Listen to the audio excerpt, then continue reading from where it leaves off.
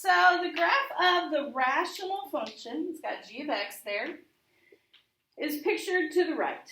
So this is a picture of this function. We're going to use the graph to identify the values for which the following equations or inequalities are true. Okay, so the first part wants to know where g of x is equal to 0. What? Oh, that doesn't make sense. I've moved this at the same time. You can look at this picture, and it's where this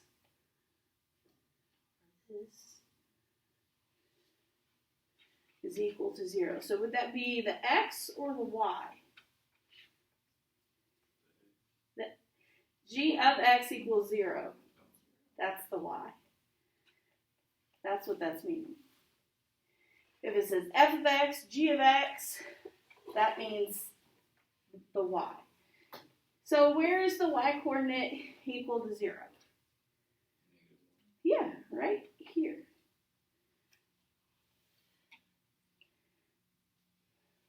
Because that's where it doesn't go up or down at all. At that point, it's equal to 0. Okay, number 2 says, where is g of x? So that's the y. Where is y greater than 0?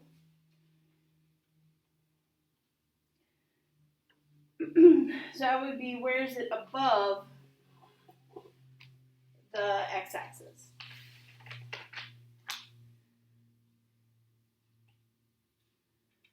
Everybody's still asleep. I get it. Me too. Like parentheses, -1. Parentheses. I'll write it here. -1. To infinity. Or Changing your mind? That is how you would do it. Because the anecdote, so maybe to 1? Or, I'm sorry. No, you're fine. You're thinking, you're remembering. Okay. We want to know where it's above the x-axis, where it's positive. So it's above the x-axis to there, right?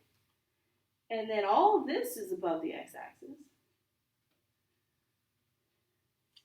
Wouldn't there be a u at 3? There would be a u at, yes, at -3. Why? Because it's not on the graph. Right, there's a hole there. There's a hole in the graph. Very good. What would I call this part over here? When it goes to the left forever. Okay, so that would be -infinity. Now, where does it change from positive to negative? Where does this pink stop? Right here, right? To the left of that point, it's above the x-axis. But to the right of it, for all this down here, it's below the x-axis. So, -infinity to, oh, but I can't include that hole, like Cameron said, so I'm going to say to -3. And then from -3 to -1. And then where else is it positive?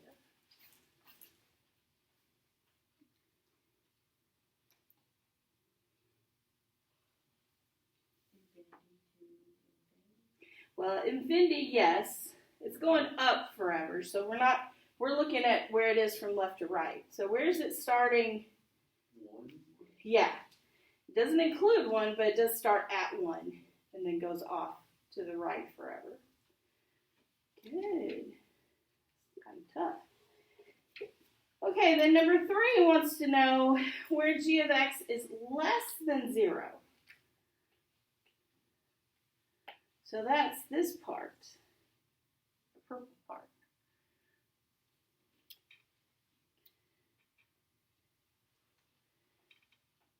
So that's going from, where is it starting? -1. And where does it look like it's ending? At 1. Yeah. Very good. Now on 4 and 5, these are very similar to 2 and 3. The only difference is it's greater than or equal to 0, or less than on number 5 or equal to 0.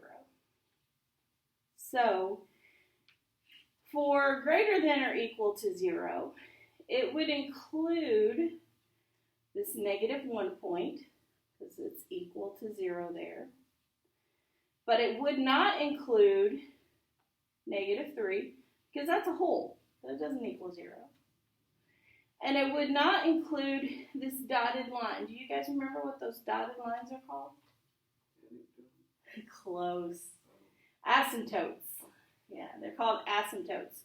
They're lines that are approached, but usually never touched or crossed. All right. So I would write this as, just like I have it, -infinity to -3. -3, but then I would include -1. So the only difference is that one little bracket there. And where would I put the bracket on number 5? Yeah, from -1 to 1. Because at -1, it was equal to 0.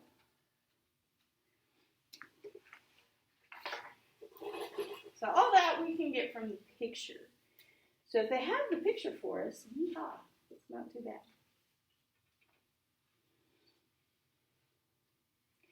But we have to be able to do it without a picture too. So first thing we're going to do is we're going to plug in, it says find the function values g of -3 and g of 1.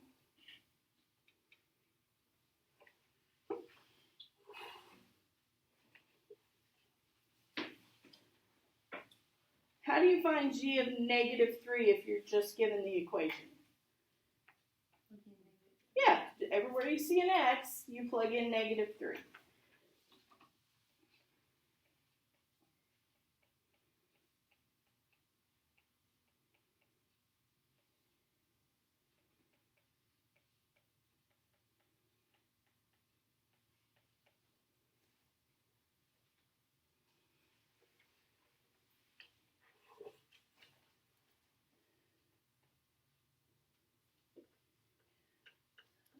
+9 minus 12 plus 3. 9 minus 6 minus 3.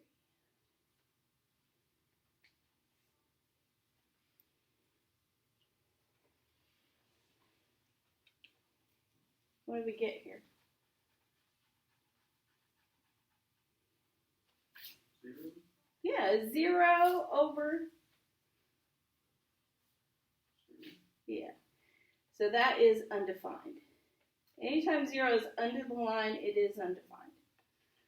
So that's why, if you look up at the picture at -3, that's why there's a hole in the graph there. Erase these marks that I've written up everywhere. There we go. Yeah. At -3, there's a hole. That was undefined. Now let's do g of 1. Whoa. So we're doing the same thing, only this time we're plugging in 1.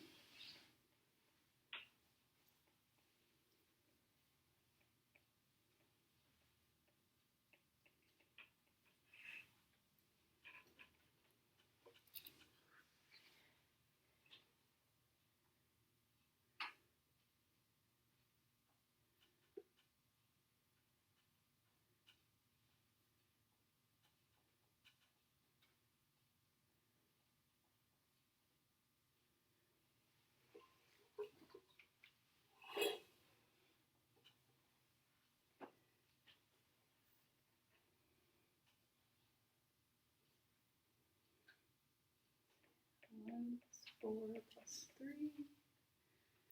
Or 1 plus 2 minus 3.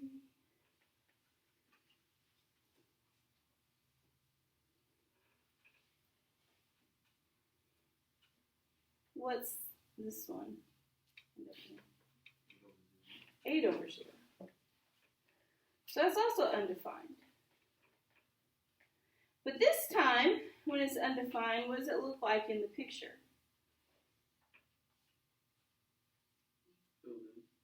It is it? At positive 1.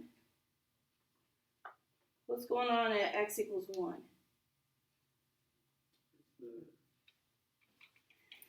Asymptote. It's that dotted line. Okay? But at negative 3, it was a hole. Can you maybe look at those two and see why maybe one might be a hole and one might be an asymptote?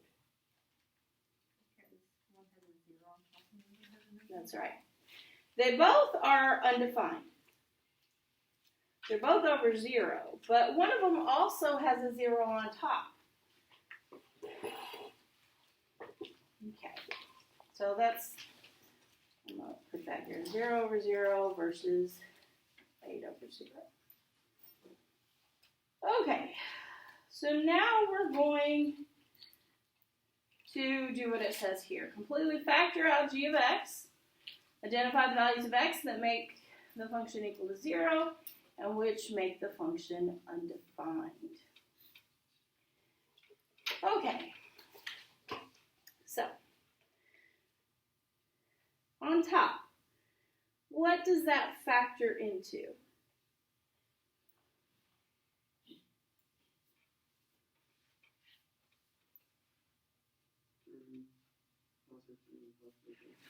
Yeah, so we have x plus 3 and x plus 1. Move that over here, actually. And on bottom,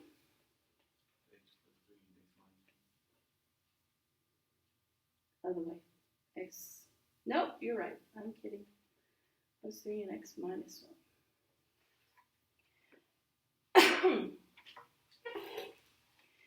The first thing when you do this factoring out thing that you look for is where the two are exactly the same.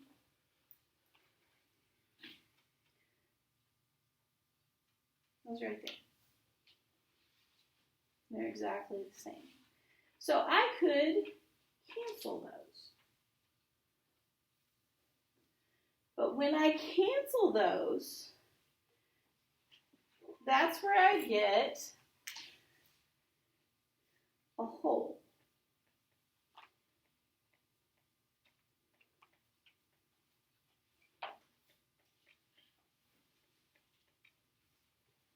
Because remember, that would be what would cause 0 over 0.